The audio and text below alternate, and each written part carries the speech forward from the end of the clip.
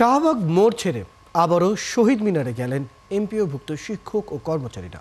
হুঁশিয়ারি দিলেন দাবি না মানলে প্রধান উপদেষ্টার বাসভবন যমুনা অভিমুখে পদযাত্রা করবেন তারা। বুধবার দুপুর থেকে পৌনে ৩ ঘন্টা শাহবাগ মোড় অবরোধ করেন শিক্ষকরা। এদিকে বাড়ি ভাড়া বাড়ানোর প্রস্তাব অর্থ মন্ত্রণালয়ে পাঠিয়েছে শিক্ষা মন্ত্রণালয়। বিস্তারিত মহাইমিনুল খান অপুর প্রতিবেদন।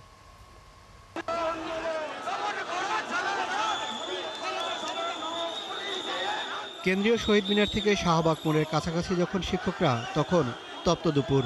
এখানে পুলিশের বাধার মুখে পড়েন তারা। পুলিশের সঙ্গে ধস্তাধস্তি করে সেই প্রতিবন্ধকতা ভেঙে শাহবাগ মোড়ে অবস্থান নেন শিক্ষকরা।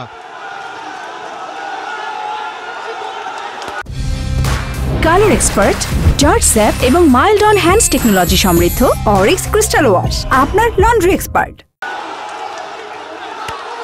এ সময় শাহবাগের সব দিকের সড়কে যান চলাচল বন্ধ হয়ে যায়। আন্দোলনরত শিক্ষকরা বলেন, কোনো সমাধান না পেয়েই শাহবাগ অবরোধ করছেন তারা। আমরা শিক্ষকরা এখন দুর্বল নই।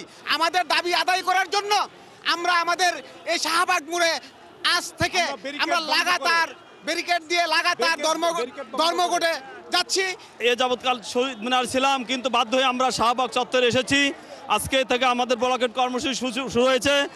শিক্ষকদের যৌক্তিক দাবি দাওয়াগুলো যদি মেনে নেওয়া না হয়, সেক্ষেত্রে আমরা তখন আমাদের এই যৌক্তিক দাবি দাওয়াগুলোর পরিবর্তে এক দফা জাতীয়করণের আমরা একটা কর্মসূচি হাতে নেব।